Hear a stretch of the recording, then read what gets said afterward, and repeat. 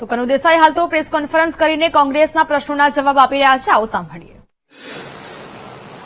ફક્ત 5% અને 2023માં ફક્ત 6% વીજળી ખરીદી છે.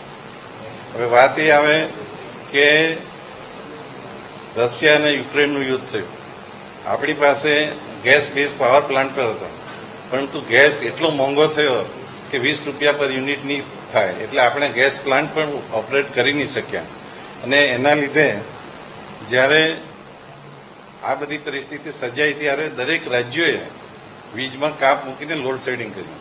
આપણું ગુજરાત જ એવું રાજ્ય છે કે આપણે 24 કલાક કોઈ પણ જાતના વિઘ્ન વગર વીજળી આપી અને એના માટે જુદા જુદા અનેક સોર્સોમાંથી આપણે વીજળી ખરીદી.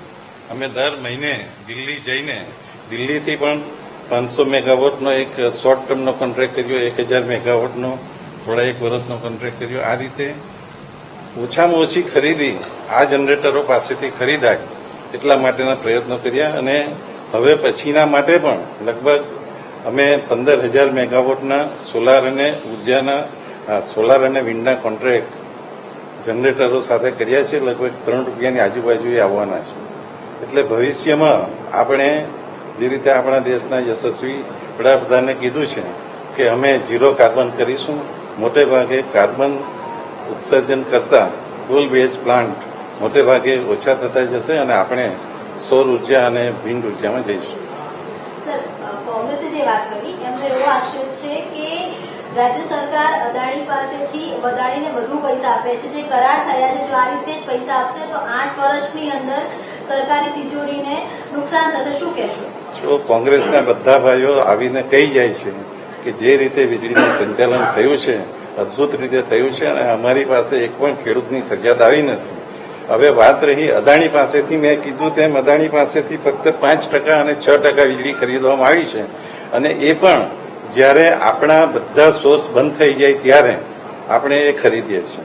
એમાં એનું નિયમન પણ ટેરિફના રેટ પ્રમાણે થાય છે. જે રીતે એક્સચેન્જમાં શેરનો ભાવ વધતો ઘટતો થાય તે રીતે ટેરિફમાં પણ જે રીતે થાય છે અને એ પ્રમાણે જ ખરીદી કરવામાં આવે છે. એમાં કોણ સપ્લાયર છે એ જોવામાં આવતું નથી. અને એ ટેરિફ નિયમન જે સેન્ટ્રલ CERC એના નિયમો પ્રમાણે થાય છે અને તે સમયે આ નિયમન કોંગ્રેસની સરકારે જ કર્યું. તો એવું માનવામાં આવે કે 8,365 કરોડનો જે દાવો કોંગ્રેસ કરી રહી છે ખોટો છે, આટલા વધારે સરકાર નથી ચૂકવ્યા? જો આમાં જે કંઈ પણ ચૂકવણી થઈ છે હું આંકડામાં નથી પડતો, પરંતુ જ્યારે પણ આ ખરીદી મોંઘી થાય ઓટોમેટિકલી એ લોકોનું નામ નીકળી જાય. અને જ્યારે કોઈ પણ જગ્યાએ વીજળી નહીં મળતી હોય ત્યારે આપણા ઉદ્યોગોને વીજળી કે ખેડૂતોને વીજળી આપવા માટે વીજળી ખરીદવામાં આવે એટલે જે કંઈ પણ પેમેન્ટ થયું હશે એ તો આવું તો બધા ઘણાને થયું હશે, ઘણા બધા જનરેટરોને પેમેન્ટ થયા હશે. એટલે પણ એની પાસેથી આપણે 5 અને 6% જ ખરીદી કરી છે 22-23માં, એટલું ચોક્કસ કહી શકું. એવું પણ કહેવું છે કે હજી 8 વર્ષ બાકી છે 2025 તો ફરીથી રિવાઇઝ થવું જોઈએ, સમીક્ષા થવી જોઈએ અને રેટ રિવાઇઝ થવા જોઈએ. એવું પણ કહ્યું છે કે વધારે ચૂકવણી થયું હોય તે ફરક નથી. જો આમાં શું છે કે એ જે PPA થયું હોય છે એમાં ફિક્સ કોસ્ટ હોય છે અને એ લોકો જો જનરેશન બંધ કરી દે તો એમને આપણે ફિક્સ કોસ્ટ આપવા પડે અથવા તો એમણે આપણને આપવા પડે. આપણને જો એની યુનિટ કોસ્ટ મોંઘી લાગે તો આપણે નહીં લઈશું ને આપણે ફિક્સ કોસ્ટ આપીને આપણે નીકળી જઈશું.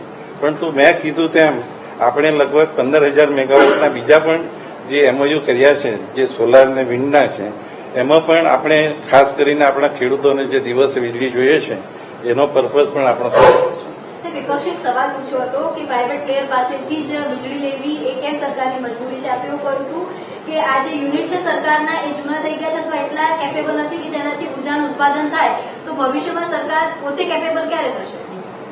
જો સૌર ઉર્જા અને વિન્ડ ઉર્જા અને હાઇડ્રોલમાં આખી દુનિયા જઈ રહી છે અને કાર્બન ઉત્સર્જન ઘટાડવા માટેના આ બધા પ્રયત્નો છે. આપણે પણ એક GMDCએ આપણે ઓરિસ્સામાં ખાણ લીધી છે. લગભગ 5,000 મેગાવોટના પ્લાન્ટ માટે આપણે પ્લાન્ટ કરી રહ્યા છે કે ટ્રાન્સપોર્ટેશન પણ નહીં થાય, કોલસાનું વીજળીનું જનરેશન ત્યાં જ થાય અને આપણને પૂરતી વીજળી મળી રહે. આ રીતનું પ્લાન કરી રહ્યા છે. 100% પ્લાન છે અને આમાં જોઈ શકાય છે જોઈ શકાય છે કે આમાં જ તમે જે કહો છો ને કે એ લોકોએ કીધું કે 8 રૂપિયા 76 પૈસા વીજળી ખરીદી છે, તે અમે ફક્ત 150 મિલિયન યુનિટ ખરીદી છે. હવે જ્યારે કોલસાનો ભાવ ઇમ્પોર્ટેડ ભાવ ઓછો થયો, એ લોકોએ જનરેશન કર્યું અને અમને 3 રૂપિયા 91 પૈસા 3 રૂપિયા 98 પૈસા આપ્યું. ત્યારે 1494, 1214, 1207, 1299 યુનિટ ખરીદવામાં આવે. જે વધારે ભાવ હોય ત્યારે વીજળી ખરીદવામાં ચોક્કસ આવતી નથી જો બીજી જગ્યાએ અવેલેબલ હોય. સર 2500 કરોડ અડતાલીસ વધારે ચૂકવાયા હતા, એ પરત લેવા માટે લેટર કર્યાની વાત હતી ડિપાર્ટમેન્ટની. આમાં લેખિત જવાબમાં પણ અમે આપ્યું છે કે આ પેમેન્ટ પ્રોવિઝનલ છે અને એનું એડજસ્ટમેન્ટ કરવામાં આવશે. ત્યારે થેન્ક યુ, આભાર.